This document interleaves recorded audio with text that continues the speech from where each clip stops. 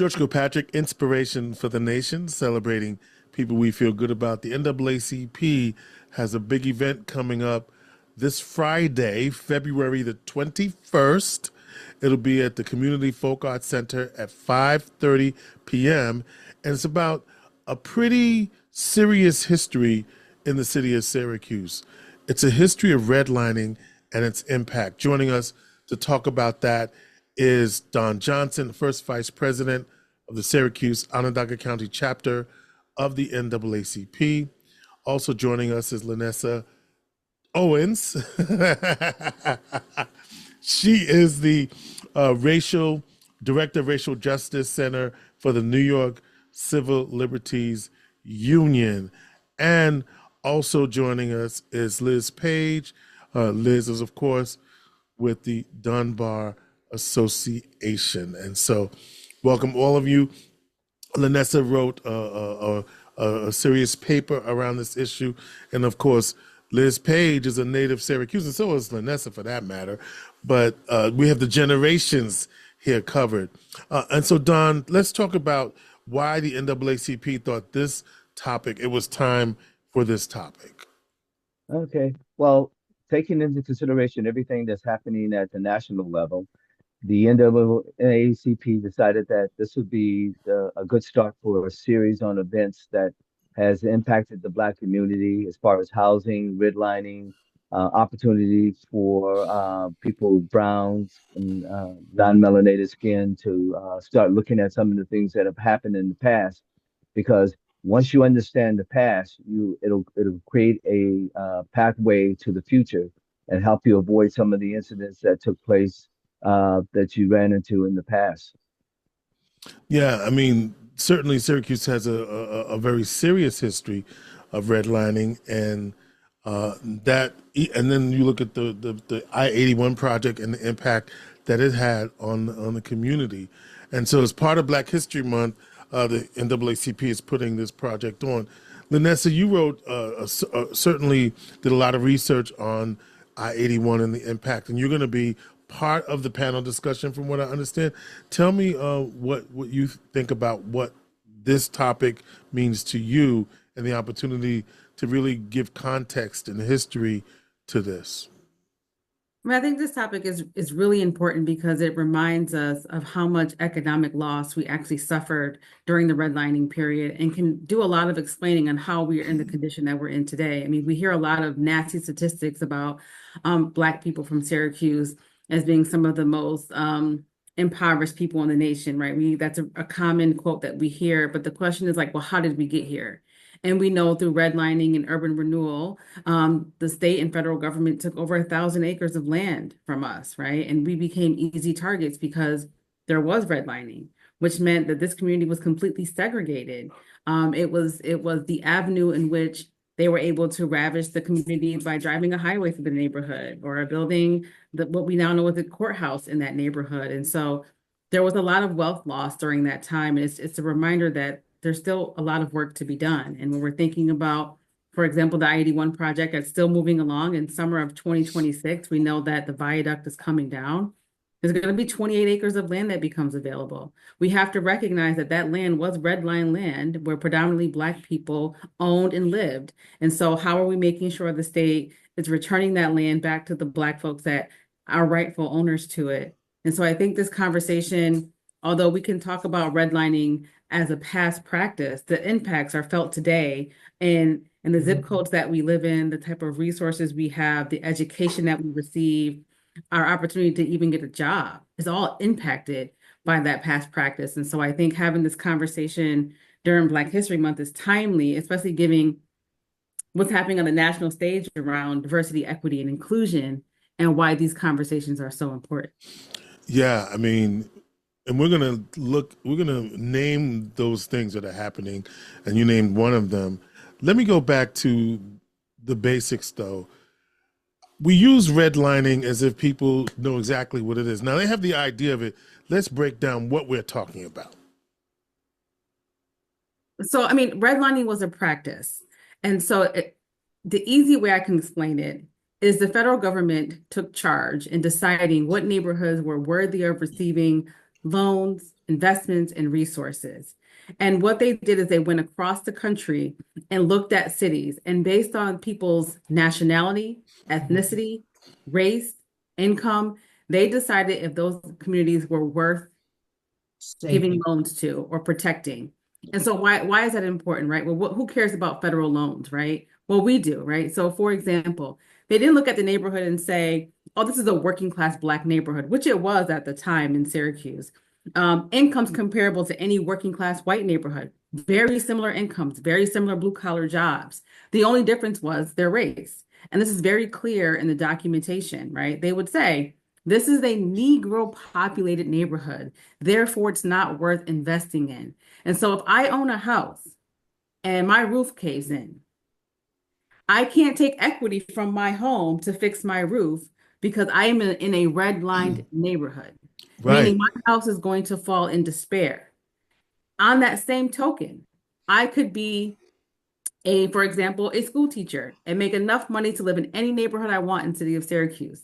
But that was However, because of redlining, as a Black person, I was not allowed lawfully to buy a house in a green lined neighborhood. Because at that time, the sentiment was if Black people lived in your neighborhood, it lowered the property values. And so, in order to protect white homeowners' property values, they forbade, discriminated against, however you want to say it. Now we call it discrimination. Back then it was lawful, to allow those families to move into those neighborhoods. And so what we ended up seeing was a overpopulation of Black people crammed into these red line neighborhoods, which then they kind of framed as these neighborhoods are overpopulated, they're too dense, we have to do something about it. Well, you created the problem. Well, and you said it was lawful. I would say that it was they didn't immoral. make it. Oh, that it wasn't overt, but it was a practice. It was a practice, right? Or would you say it was overt? I mean, It was overt. It was overt. Yeah. It was overt. It was overt. And that limited the, and then you couldn't move. You would only be directed to these areas if you were Black. Liz, this is you going to say something, Don? Yeah, and probably one of the main factors in redlining was that it stifled our generational wealth because we couldn't buy a house and then have the value of that house go up and then pass that wealth on to our children because then they would be able to move into those other neighborhoods. It was interesting when I first came here to Syracuse. That was back in 1985 from Iowa. The only place that I was shown to buy a house was on the south side. The realtor would not take me to any other district within the city. This is in to look at houses. 1985. 1985. So that was after the crises in the 60s where it really became acute. And I'll get into that later. We'll get into it now, Liz, because you're, I wanted to say you're the OG on the panel, but I'm careful. The old girl. Nope, not a problem. I'm careful. Now, one of the things I was thinking, my grandfather and his brother came here in 1886, 87 as ex-slaves from Georgia. And they also helped set up Bethany. AME Zion was born in 1840. And everybody was forced to live in the same area because we were Black and easily identified. What concerns me is that we have not learned from the past. We keep repeating the same mistake.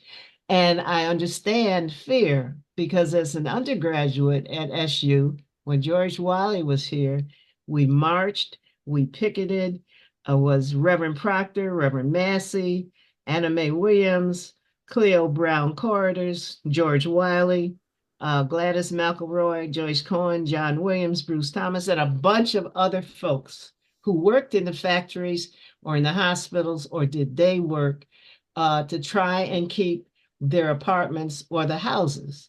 And we had lived in Redison Court. And at that time in the 40s, Blacks could only live in Redison Court area in public housing.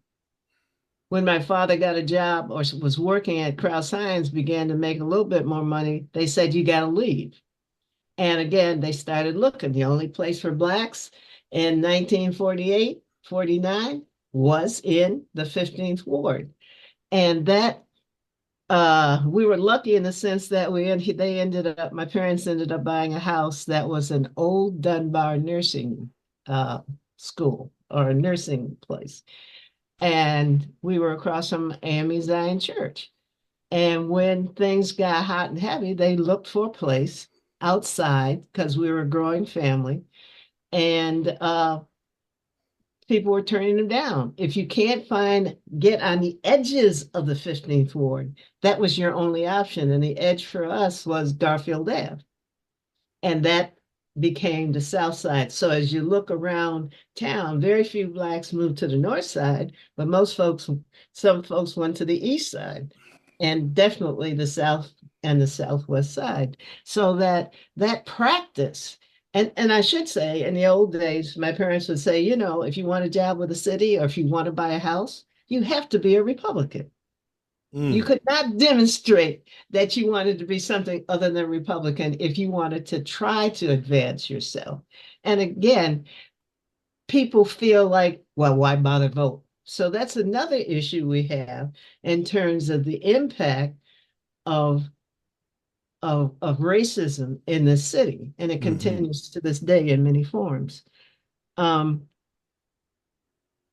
the other thing, and it's sometimes more emotional for me, is when I drive past lots where houses and people used to live. Yeah. And I have to pull over sometimes because I start tearing up. Mrs. Williams, my grandmother, my aunts, friends, they're not there. And now many of them are gone, especially our elders are gone. And what makes thinking about 81 and 690 and all the construction going on, we don't get in early enough when the conversation starts. I did go to those early 81 meetings. You mean this current 81 project? Yes, this current 81 project. I did go to those early meetings, but I knew I could not do both, go to those meetings and be active in Dunbar, and I chose Dunbar. Right. But again, there still weren't enough folks, I don't think, asking the question when they started this project, when they built 81 20 years ago, they knew it had to be changed 20 years later, like now. Right. We were never at the table. Yeah. And I think part of the issue is we have to be more at the table early on so we could ask the questions. Now it's almost too late to ask the question, but I still think we need to ask the question. Yeah, and I think, Liz, my recollection is we asked a lot of questions, but then the project kept changing and people wanted to do this, and then they had pie in the sky stuff and sky bridges and all kinds of things, right? So there was a lot of, and people were fighting it, right? It was also, I do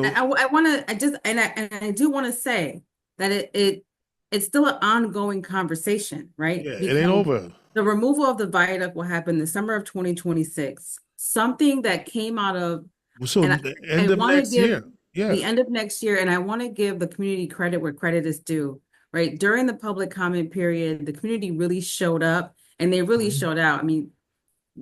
Together we submitted over 5,000 comments to the New York State Department of Transportation, requesting asking these really hard questions and demanding things. And what we later learned from NISDOT, from the DOT, is that these were the most amount of comments they've ever received in history on a highway project. And so I think the community did a great job at getting their concerns heard. And what I will say is something that the New York State Department of Transportation has committed to in writing is that they're going to create a Southside Land Use Working Group. And why that's important is because folks have to start attending those meetings once they announce those meetings will start, because there has to be a push for, and what we've been advocating for years, is that 28 acres some of that land has to go right back into ownership, into community residents who seek ownership in that, and whatever avenue.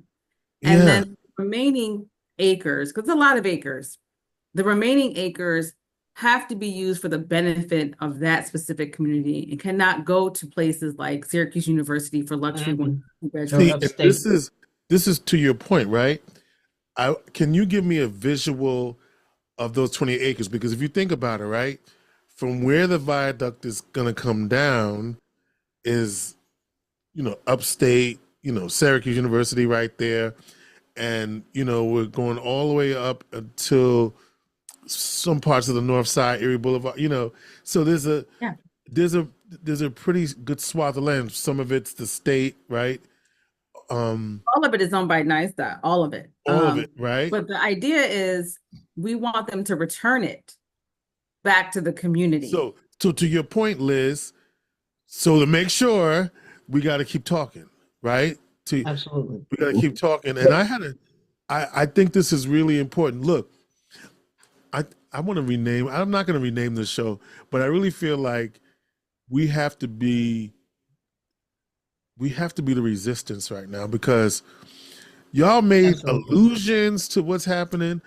We got to, watch my thing, because this is on broadcast, but we got a lunatic that some of us allowed to be elected and take all the power. When you have this is not what let me just say, this is not what the NAACP thing is about, but in some ways it is, because absolutely, in the absence of however you thought you was going to vote on the last election, look at the consequences of it. They got all of it. The people who do not wish to do our community right. That's how I look at it. Who don't pretend to have your interests at heart, who sweepingly want to get rid of everything that has improved the quality of your life, or at least attempted to. Got companies running scared to eliminate you had the NFL this weekend. We're going to get into Kendrick's performance last week, because people had mixed reviews about it, but the bottom line is he told a story, and the NFL took the end racism out of the end zone, right? Okay. Because they wanted to placate the dictator, whatever. But thank you to all of you for reminding us of the history in this community, but we have an opportunity to not repeat it. That's why I think the NAACP is doing the redlining history of Syracuse chaos or community with the Onondaga Historical Association and other partners on the 21st, this Friday, from doors open at 5:30, the program at 6, with Lanessa Owens. I got to do the thing in my head. Lanessa Owens is one of the panelists, as well as Paige, also one of the panelists. You're not?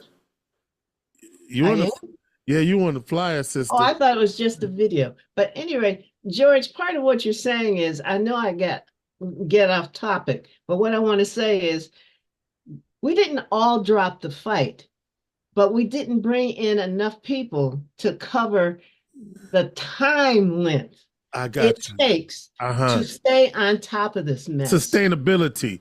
We didn't sustain the fight. Because people still have to work, raise their family, and have other issues. But at some point, a little corner of each of our lives, we have to dedicate to our preservation, because I see a long death happening because you have the dirt and all the confusion and construction debris, for instance, that'll be penetrating the neighborhood when they take down the highway. So, that's all those health issues come to bear. Well, here's one of the things that's very important that we need to understand. All those elected officials that we put in those positions, they're in the room where everything happens. They need to come back to us and let us know exactly what's going on, when it's going to take place, how it's going to impact us. Because if we don't, then we're all running blind trying to figure out who's doing how it's going to impact us.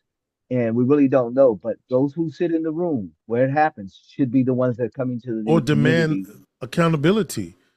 Stop letting folks skate.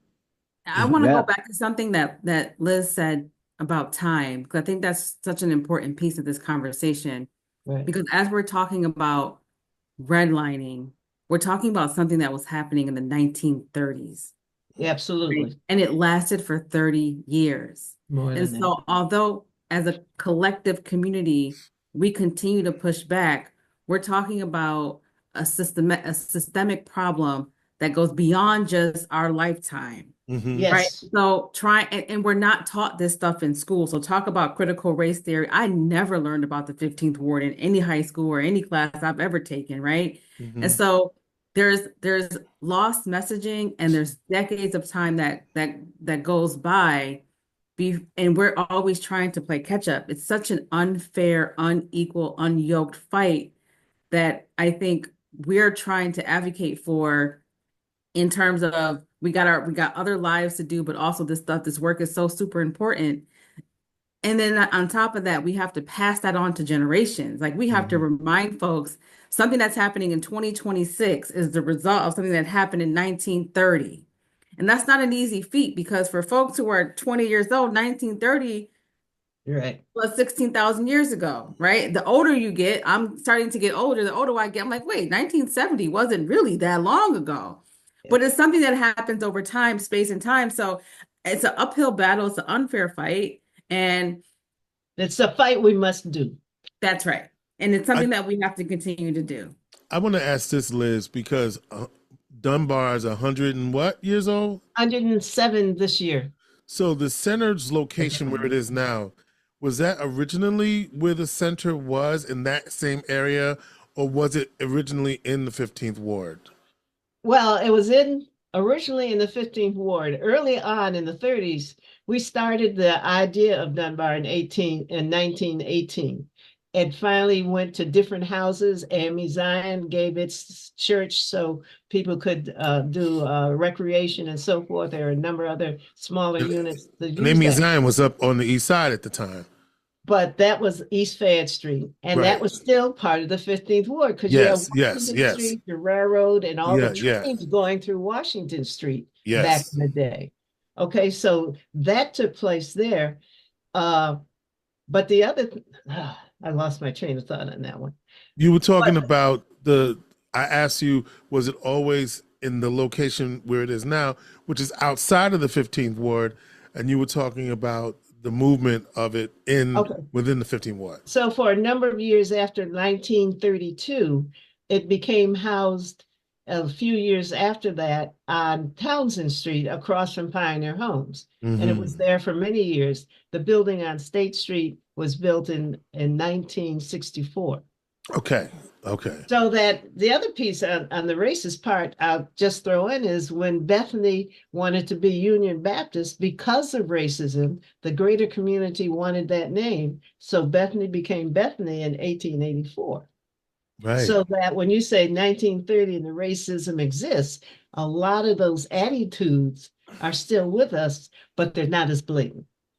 And it takes us longer, particularly younger folks, I think, to see it. It took me a minute or two to see it. I think what we need, first of all, is for folks to show up for the racism in redlining in Syracuse, Chaos for Community with the Onondaga Historical Association, with Lanessa Owens, who is the executive director of the Racial Justice Center for the New York Civil Liberties Union.